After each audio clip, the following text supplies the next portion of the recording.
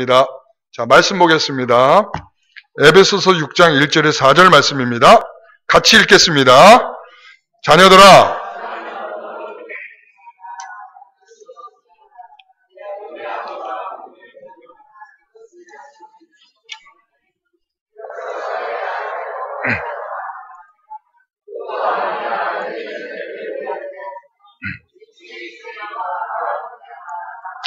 아멘. 여러분, 참된 가정의 원리라는 말씀의 제목으로 함께 나누겠습니다. 우리가 가정하면 일반적으로 어떤 구조를 갖고 있냐면 부모와 자녀로 이루어져 있습니다.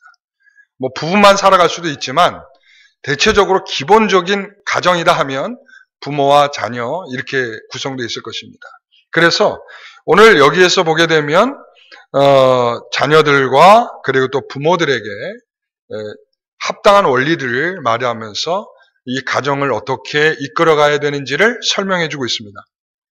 여러분, 가정은 저는 이렇게 생각합니다. 가정은 가장 작은 단위의 교회다 이렇게 생각합니다. 가정은 교회입니다. 그 자체로서 교회적 기능을 갖고 있습니다. 그래서 이 교회적인 기능이라고 하는 것은 주님을 모시고 있다는 것이죠. 교회는 주님을 모셔야 교회입니다. 여러분, 교회는 기본적으로 세 가지 단어를 씁니다. 교회라고 했을 때 에클레시아라고 하는 사람들이 모여있는 집단적인 의미로서 에클레시아가 있고요. 시나고게라고 하는 그 건물적 의미의 그런 단어가 있고요. 그 다음에 키리에라고 이제 독일어로는 키리에라고 하는 큐리오스라고 하는 단어인데 이것은 주님이라고 하는 뜻을 갖고 있어요. 그러니까 교회라고 하는 것은 근본적으로 이 세 가지의 의미를 담고 있는 것입니다. 모이는 사람, 주의 영광을 위해서 모이는 사람, 그리고 모여있는 건물이 있어야 되고, 그리고 또한 그들이 주님을 모시고 있어야 교회인 겁니다. 그러니까 교회는 우리가 가정이 교회가 된다라고 하는 것은 주님을 모시고 있어야 교회가 되는 것입니다. 그러니까 주님을 모시고 있는 그러한 가정들마다 교회가 될 때 그 가정에서는 찬송이 울려 퍼지고요. 기도를 하나님 앞에 드리고요. 하나님께 모든 것을 맡기고요. 그리고 하나님 중심으로 살아가려고 애를 쓸 겁니다. 그게 바로 가정이 교회가 된다는 의미죠. 그래서 우리는 그러한 가운데 살아가고 있지만 실질적으로는 그 생각이 많이 갖고 있지는 못합니다. 그런 생각을. 그래서 왜 그런가 생각을 해봤더니 제가 이렇게 진단이 좀 되는 것 같아요. 우리가 천륜이죠. 우리 부모와 자식 간에는 천륜이죠. 그러니까 자녀들의 입장에 보면 부모에게 참 잘하려고 하다가도 좀 소홀하게 되는 게 있죠. 왜 소홀합니까? 그냥 우리 부모님들은 다 알고 있을 거야. 그리고 자녀들에게도 마찬가지. 그래, 우리 자녀들은 내가 이렇게 말하지 않아도 다 알 거야. 잘 모르겠더라고요. 제가 우리 어머니한테 많은 불만이 없는데 딱 불만이 하나 있는 게 뭐냐면 친절하게 말하지 않는다는 거예요. 그러니까 친절하게 말하지 않는다는 것은 도무지 칭찬을 하실 줄 모르셔요. 그러니까 옛날 어른들이 좀 그런 게 있잖아요. 그래서 칭찬 안 하시고 그냥 잔소리가 없으면 잘했다는 거예요. 화를 내지 않고 잔소리를 하지 않고 뭔가 이렇게 말하지 않으면 잘했다는 거예요. 그러니까는 근데 어느 정도 제가 잘할 때까지는 그걸 잘 몰랐어요. 정말 나는 항상 못하는가 보다. 항상 나는 부모에게 칭찬받을 만한 일이 없는가 보다. 그리고 급기야는 이런 생각까지 하게 됐죠. 우리 어머니는 나를 사랑하지 않나 보다. 근데 좀 더 나중에 이제 나이를 좀 먹고 저도 이제 아이를 낳고 이렇게 살아가다 보니까 그게 아니구나 하는 것을 나중에 이제 알게 되는 거죠. 근데 이게 왜 그런가? 부모 자식 간에는 말하지 않아도 다 알고 있을 거란 생각하는 마음이 있지 않아요. 그러니까 이런 천륜 때문에 일상을 살아가기 때문에 매일 보기 때문에 우리가 조금 소홀하게 대하고 소홀하게 말하고 그러니까 이렇게 얘기해도 괜찮다라는 생각이 우리에게 깔려 있는 것 같아요. 여러분, 그러면 안 된다. 이제 오늘이 이제 제가 말하려고 하는 것이 그러면 안 된다라는 거예요. 그런 생각이 상당히 있는 이유 중에 하나가 뭐냐면 이런 것 때문에 그렇습니다. 우리가 어떻게 보면 하나님의 말씀의 원리로 가정을 다스리지 아니하고 우리의 감정과 우리의 생각으로 가정을 이끌고 있다는 생각이 강하기 때문에 그렇습니다.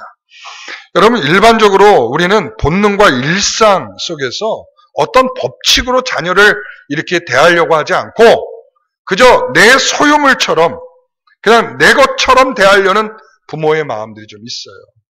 여러분, 우리는 그것을 다 떠나서 우리는 여기에서 이 가정을 주신 하나님께서는 이 가정 안에서 우리에게 어떠한 법칙을 두시고 계시다라고 하는 것을 발견하는 것만으로도 오늘 여러분들과 저에게는 큰 수확이 아니겠는가 이렇게 생각이 듭니다. 제가 우리 아이가 어느 순간 자라난 다음부터 이렇게 아이를 훈육할 때에 이런 말을 하게 되더라고요. 너 하나님이 이걸 기뻐하실까? 네가 만약에 이렇게 하면 하나님이 너 기뻐하시겠니? 라는 말을 하게 되더라고요. 그것이 내가 지금 기분 나쁘거나 내가 지금 화가 났다는 것보다 앞서서 더 화를 나게 하는 것 중에 하나가 네가 이것을 통해서 하나님을 기쁘시게 하지 못했다는 것 때문에 어떨 때는 더 화가 날 때가 있어요. 그래서 우리는 이 자녀를 대함에 있어서 그리고 부모를 대함에 있어서 우리가 어떤 원리를 가지고 있는가를 오늘 살펴볼 수 있게 되시기를 바랍니다. 본능적이면 안 되고요. 일상적인 마음으로 대해서도 안 되고요. 하나님이 우리에게 주신 가정에 대한 원리를 가지고 대하는 것이 필요하다. 자, 다시 한번 말합니다. 본능적으로도 안 되고요. 일상적으로 살아가는 방식도 안 되고요. 주님이 우리에게 두신 원리를 가지고 대하는 것이 필요하다. 오늘 이게 제가 논지고 결론입니다. 아시겠죠? 그럼 그 내용은 뭘까? 자, 이겁니다. 첫 번째, 자녀들에게 말합니다. 자녀들에게 오늘은 두 가지의 표현을 쓰고 있습니다. 자녀들아, 부모들에게 뭐 하라? 주 안에서 순종하라. 또 뭐 하라? 부모에게 공경하라. 이것이 첫 계명이니라 라고 말씀하고 있어요. 여러분, 이 약속에 있는 이 첫 계명, 오늘 이것을 우리가 볼 때에 이 자녀들에게 이 두 가지를 말하고 순종하라, 공경하라. 순종하라, 공경하라. 이게 다른 걸까요? 1차적으로는 다른 것은 아닌 것 같아요. 다른 것은 아닌데 행동의 방식의 차이가 있는 것 같아요. 그러니까 순종하라라고 하는 것은 어떤 말이 들려질 때 알았습니다 라고 하는 것이겠죠. 근데 공경하라고 하는 것은 내가 부모님이기 때문에 나에게 뭘 요구하지 않더라도 내가 부모님으로서 존경하고 그 부모님에 대하여 최선을 다하려는 마음을 가지고 섬기는 태도를 공경이라고 할 수 있습니다. 그러니까 먼저는 순종한다는 것은 말에 대해서 따르고 응답하는 것이라면 이 공경한다는 것은 부모에 대한 도리를 알고 거기에 합당한 행동을 먼저 행동한다. 그러니까 수동적이거나 능동적이다. 이렇게 말할 수가 있겠죠. 그래서 우리가 먼저 이 가운데 생각할 수 있는 것은 그런 겁니다. 여기에서 그냥 순종하라, 그냥 공경하라 이렇게 말하고 있지 않고 여기서 우리에게 세 가지의 좋은 힌트를 주고 있다는 것입니다. 첫 번째는 주 안에서라고 말하고 있어요. 주님 안에서. 자, 신앙적인 부모에게만 순종하라는 것이 아니라 부모에게 순종하는 이유를 말하는 거예요. 자, 주 안에서 순종하라 라고 하는 것은 무슨 말일까요? 주님 안에서 순종하라라고 하는 말이 무슨 말일까요? 이것을 바꿔 말하면 이렇게 말해요. 주님 때문에 순종하라. 부모가 예수님을 믿든 안 믿든 간에 그분에 대해서 하나님께서 부모는 순종해야 된다라고 말하고 있는 거예요. 그 이유는 네가 주님을 믿기 때문에 순종하라는 거다. 우리가 윤리적인 표현이 아니에요. 이건 윤리적인 표현이 아니라 네가 신앙을 갖고 있기 때문에 네가 주님을 믿고 있기 때문에 네가 주님 안에서 살아가고 있기 때문에 너는 그분 부모에게 순종하라라는 말을 하고 있는 것입니다. 그래서 그리스도 안에 있게 된 너희가 약속에 참여한 자가 되었으니 이제 예수와 관계를 맺은 예수 때문에 부모에게 순종하라. 내가 그분과의 맺은 관계 때문에 그분과 내가 맺고 있는 그 사랑의 은혜 때문에 나는 부모에 대하여서는 순종함으로 나타나야 된다라는 것을 말씀하고 있는 것입니다. 여러분, 그리스도인의 삶은 교회를 열심히 다니거나 성경을 열심히 읽거나 그리고 기도하는 것으로만 표현되는 것이 아니라 네가 정말 예수님을 믿고 있다면 부모에게 뭐 하라? 순종하라, 이런 말이에요. 네가 정말 예수님을 마음속으로 모시고 그분을 지금 섬기고 있다면 너는 부모가 어떻게 하든지 간에 부모에 대하여 순종하라 라고 말하고 있다는 것이죠. 우리 자녀들은 이 말씀을 유의하셔야 됩니다. 내가 믿음을 갖고 있다면 부모에 대해서 순종하는 마음을 갖는 것입니다. 두 번째는 뭐라고 말하냐면 이것이 옳다라고 말하고 있어요. 자, 이것이 옳으니라고. 이것이 옳다라는 것은 옳고 그름을 말하는 게 아니에요. 이것은 틀리고 맞았다 이런 측면이 아니라 이것은 바로 이 일이 우리가 주 안에서 순종하는 이 일이 우리가 예수 그리스도를 닮아가는 거룩한 일이다라고 말하는 거예요.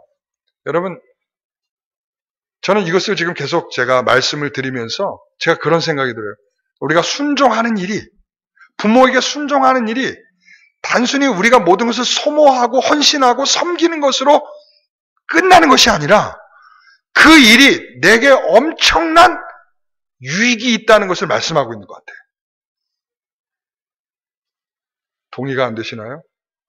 우리가 부모를 섬기려면 돈도 들어가야 되죠. 시간도 들어가야 되죠. 이거 다 쏟아붓고 나면 얼마나 힘든데 거기에서 뭐가 있겠습니까? 라고 생각할 수도 있지만 그러나 그 모든 것이 우리에게 주는 큰 이익이 있다는 것. 뭐냐? 우리가 거룩해지는 일. 주님을 닮아가는 일이라는. 이것이 옳다라고 말하는 것은 이것을 통하여 우리가 주님을 닮아간다라는 것을 말하고 있다는 것이죠. 여러분, 골로새서에 보게 되면요. 부모에게 순종하는 것이, 자, 따라해 보겠습니다. 부모에게 순종하는 것이 하나님을 기쁘게 하는 것이다. 골로새서는 이렇게 말하고 있어요. 우리가 부모에게 순종하는 것이 하나님을 기쁘게 하는 것이다. 다시 말하면 하나님의 뜻이다. 이거죠. 목적이 뭐냐? 우리가 하나님에 대한 우리가 신앙생활하는 목적 중에 하나가 그거잖아요. 하나님을 기쁘게 하는 거잖아요. 기쁘게. 그렇죠? 왜 이 일을 하십니까? 왜 봉사하십니까? 왜 우리가 하나님께 예배합니까? 라고 물어보면 우리 뭐라고 대답해요? 하나님을 기쁘시게 하기를 원해서 이 자리에 있습니다. 라고 말할 거 아닙니까? 그런데 우리는 항상 그런 생각만 하죠. 우리가 예배만 할 때만 하나님을 기쁘게 한다라고 생각하지만 실질적으로 하나님을 기쁘게 할 수 있는 요소들이 다양하게 있는데요. 바로 우리는 부모에게 순종할 때 하나님은 그것을 통하여 기쁨으로 받으신다 이거죠. 이게 얼마나 중요한 신앙적 이야기인가를 아셔야 됩니다. 그래서 이 부모에게 순종하는 것이 얼마나 윤리적인 측면으로 우리는 이야기하지 않고 있다. 성경은 그렇게 말하고 있는 것이 아니다라는 것을 말씀하고 있습니다. 세 번째는 약속 있는 첫 계명이다. 이렇게 말해요. 약속 있는 첫 계명. 여러분, 계명은 10계명이 있죠. 1계명부터 4계명까지는 하나님에 대한 계명이죠. 그리고 5계명부터 10계명은 사람에 대한 계명이죠. 그 사람에 대한 첫 계명이 뭐예요? 내 부모를 공경하라. 그러니까 내 부모를 공경하라는 것은 사람에 대한 첫 번째 계명이라 이런 말이죠. 이 첫 번째라고 하는 것은 무슨 의미예요? 정말 중요하다. 여기로부터 시작된다. 이럴 수 있어요. 그러니까 우리가 이웃을 사랑한다라고 하는 개념을 생각할 때 우리가 부모를 사랑하는 것으로부터 이웃이 시작되는 거예요. 우리가 부모를 사랑하는 것부터 하나님에 대한 사랑이 완성되는 것입니다. 우리가 하나님을 사랑한다고 하면서 그것을 우리가 부모를 사랑하지 않는다면 그건 거짓말이죠. 우리가 이웃을 사랑한다고 하면서 우리가 부모를 사랑하지 않는다고 그러면 시작이 잘못된 것이죠. 우리가 부모를 사랑하는 것은 우리가 이 첫 계명이라는 사실을 잊어서는 안 됩니다. 놓쳐서는 안 됩니다. 우리 사랑하는 성도 여러분, 이것이 우리에게 주시는 첫 계명이다. 이렇게 말씀하면서 이 첫 계명의 결과가 우리에게 이렇게 말하고 있죠. 첫 계명의 결과는 뭡니까? 네가 장수하게 되리라. 이렇게 말씀하고 있죠. 이로써 내가 잘되고 땅에서 장수하리라.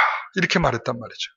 그러니까 이게 뭐냐? 우리가 부모에게 순종하면, 부모를 공경하면, 우리는 이 세상에서 장수하겠구나. 장수하려면 부모에게 공경하자. 이렇게 지금 단순히 액면 그대로 이해하시면 안 되고, 이것은 뭐냐 하면 네가 이 땅에서도 하나님의 복을 누리게 될 것이다. 그런 말이에요.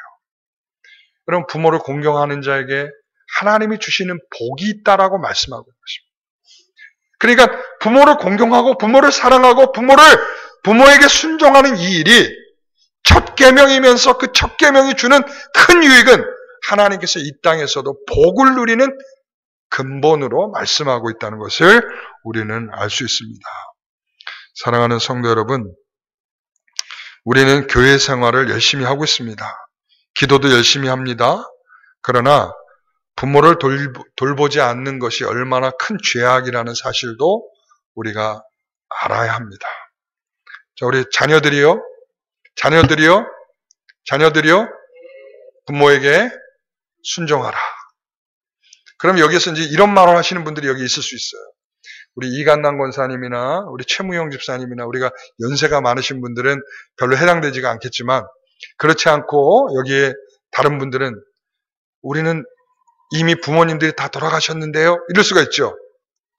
여러분, 부모님이 다 돌아가셨으면 여러분들에게 부모가 이제 더 이상 없습니까? 없습니까? 우리 아까 한 가족이라며. 아까 우리 한 가족이라면서요. 예? 지난번에 보니까 우리 한 가족이라고 그러면서, 그래서 우리가 지난번 어르신들 나들이 가는데, 목사님 가서 우리 어르신들 우리 식사를 이렇게 좀 대접할 때 써주세요 라고 해서 지난번에 이렇게 몇 분이 주셨어요. 이분들 역시 정말 부모를 생각하는 마음으로 이렇게 섬기는구나, 이렇게 생각을 했어요. 그분들이 직접적인 부모가 아니지만 우리의 정말 한 가족으로서, 주님 안에서 한 가족으로서의 부모를 공경함이 거기에서 있다라고 생각합니다. 여러분, 그래서 이 부모들에게 주는 이 가정의 원리는, 이 자녀들에게 주는 이 가정의 원리는 순종하고 공경하는 것입니다. 그런데 그것이 주 안에서인 것이고 옳은 것이며 첫 번째 계명이라는 사실을 잊지 말아야 할 것입니다. 자, 두 번째는 뭐죠? 이 부모에게 하는 이제 원리, 부모들의 원리예요. 자, 부모들에게는 뭐라고 말하냐면, 여기서 4절 말씀 같이 읽어봅니다. 또 아비들아, 너희 자녀를 노엽게 하지 말고 오직 주의 교훈과 훈계로 양육하라. 자, 아비들아. 이게 왜 엄마는 언급하지 않았을까요? 엄마들아 이러면 좋은데 왜 아비들아만 했을까요? 이게 그 당시의 문화예요. 그러니까 문화니까 엄마들 서운해하지 마세요. 이거 다 부모들을 다 포함하고 있는 거니까 아비들아 이렇게 말하고 있단 말이죠. 이 시대에는 아버지가 모든 생사권을 갖고 있었어요. 죽이기도 하고 살리기도 했습니다. 만약에 부모가 자녀를 훈육하다가 죽더라도 아무런 법적인 책임을 묻지 않았습니다. 왜? 부모에게 뭐가 있으니까. 생사권이 있고 소유권이 부모에게 있었습니다. 그러니까 자식들은 철저하게 부모의 소유물로 여겨졌습니다. 뭐처럼? 주인과 종처럼. 종은 자신의 주권이 없습니다. 누구에게 주권이 있어요? 주인에게 있는 것처럼 자식들에게도 역시 자신들에게 주인성이 없고, 그 주인성은 누구에게 있는가? 아비에게 있다라고 그 당시의 문화가 그렇게 생각하고 있었습니다. 그렇기 때문에 아비들아 이렇게 말합니다. 아비들아, 그 소유권이 너에게 있는 줄 착각하지 마라. 지금 그 말하고. 그 소유권이 너에게 있는 것이 아니라 하나님에게 있다. 이것을 말씀하고 있는 거예요. 여기서 가장 큰 충격은 바로 그겁니다. 여러분, 우리 부모들은 많은 부분에 착각을 합니다. 내가 낳았잖아요. 그러니까 내가 낳았기 때문에 내가 마음껏 해도 된다고 생각을 하는 경향이 있어요. 그래서 부모가 자녀를 사랑하는 데 있어도 그 범위를 벗어나지 못해요. 이런 거죠. 예를 들면 내가 어려서 가난하게 살아가지고 하고 싶은 것도 있었잖아요. 예를 들어서 내가 바이올린을 배우고 싶었다 어렸을 때. 근데 어려서 난 배우지 못했어. 그러면은 아이에게 이제 그만한 여건이 되니까 어떻게 하겠어요? 이제 바이올린을 가르치겠죠. 그러면 그 아이가 나는 바이올린 가기 싫은데, 나는 가기 싫은데 가야 되는 거야. 왜? 왜 가야 되죠? 부모가 못 배운 한을, 대신 가서 풀어줘야 되니까 싫어도 가서 이걸 해야 되는 거야.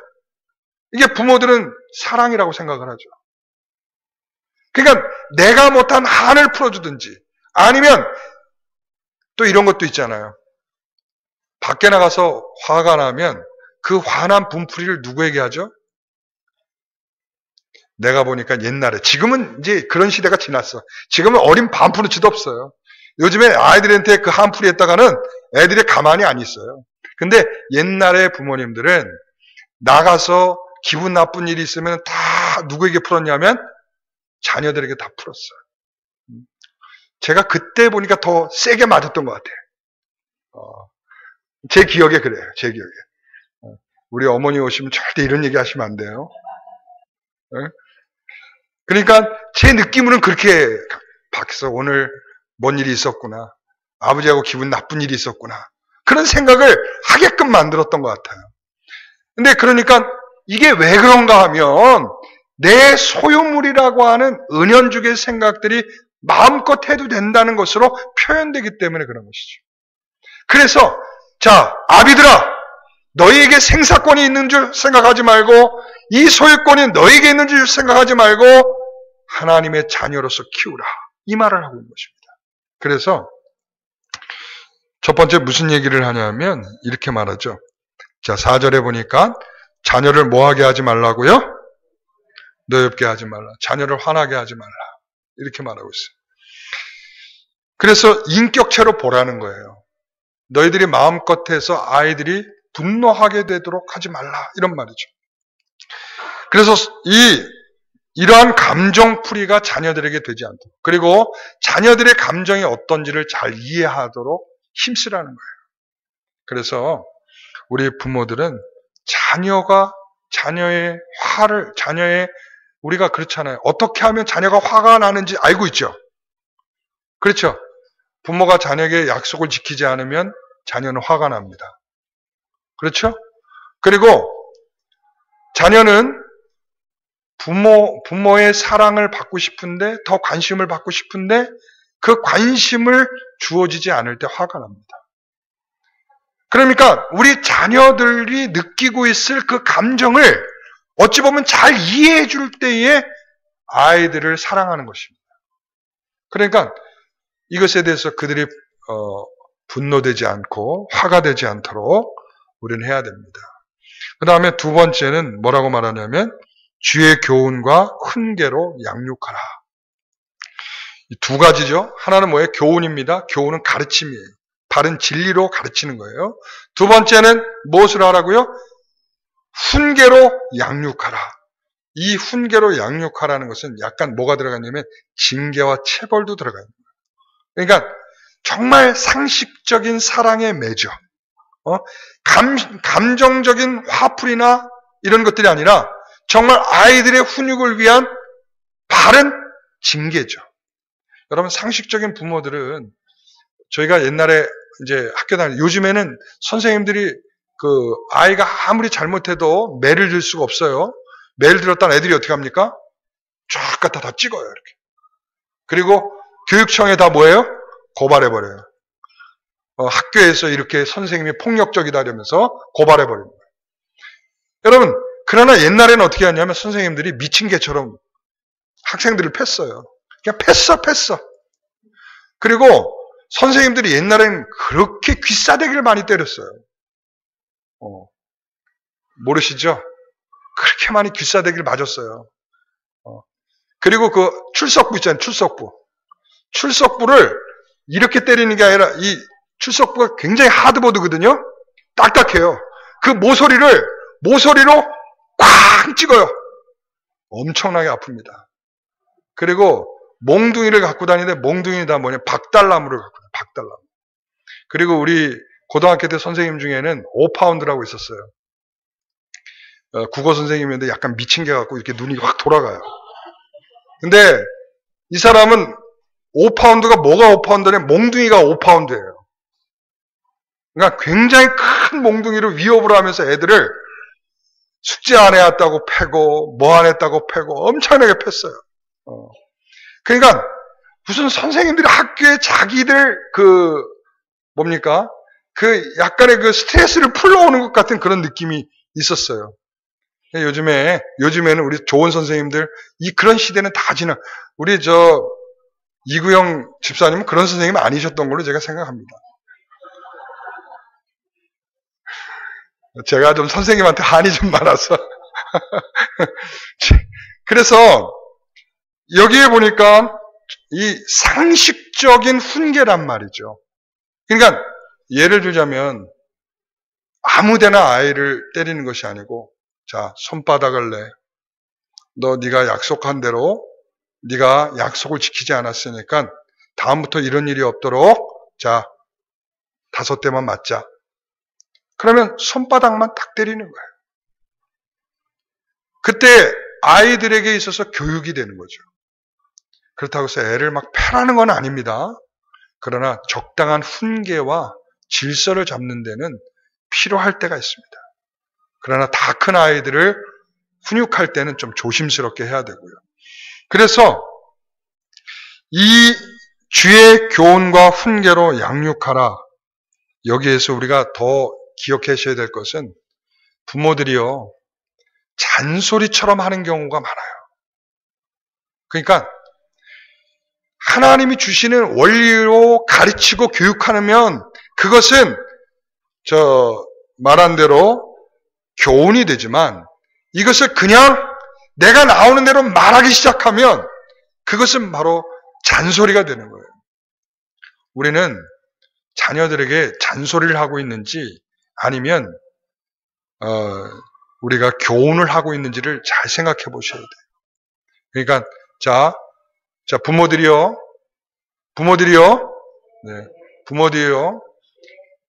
자, 자녀들을 화나게 하지 마십시오. 자녀들을 화나게 하지 마십시오. 그리고 자녀들에게 옳은 교훈과 훈계로 양육하십시오. 아셨죠? 감정과 내가 하는 잔소리가 아니라 주의 말씀으로 훈계하십시오. 아셨죠? 이럴 때에 자제감이 생겨요. 자제감. 제가 해보니까 그래요. 그러니까 감정적으로 하면 나오는 말이 막 나와버리거든. 그리고 거기에는 저지스러운 말도 나오고 욕도 나올 수도 있고 거기에는 별별 소리가 다 튀쳐나올 수 있는데, 주의 말씀으로 아이에게 훈계를 하면 좋은 게 뭐냐면 이게 내가 이렇게 가라앉아져. 한번 해보세요. 익숙하지 않으시겠지만 너 이렇게 하면 하나님이 기뻐하시겠니? 이거를 톤 높이 할 수가 없어요. 너 이렇게 하면 하나님 기뻐할 수 있겠니? 이렇게 못한단 말이에요. 너 이렇게 하면 하나님이 기뻐할 수 있겠니? 이렇게 돼. 나도 모르게 이렇게 돼요. 그러니까 우리가 주의 말씀으로 바른 훈계하는 부모들이 되시기를 바랍니다. 자, 자녀들이여 뭐하라? 주 안에서 순종하라. 이것이 옳으니라. 그리고 부모를 공경하라. 이것이 첫 계명이니라. 자, 아비들이여 자녀들을 분노하지 말게 하라. 그리고 또한 주의 교훈과 훈계로 양육하라. 아셨죠?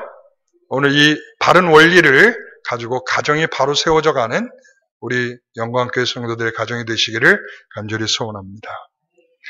자, 우리 찬송하겠습니다. 찬송가 559장입니다.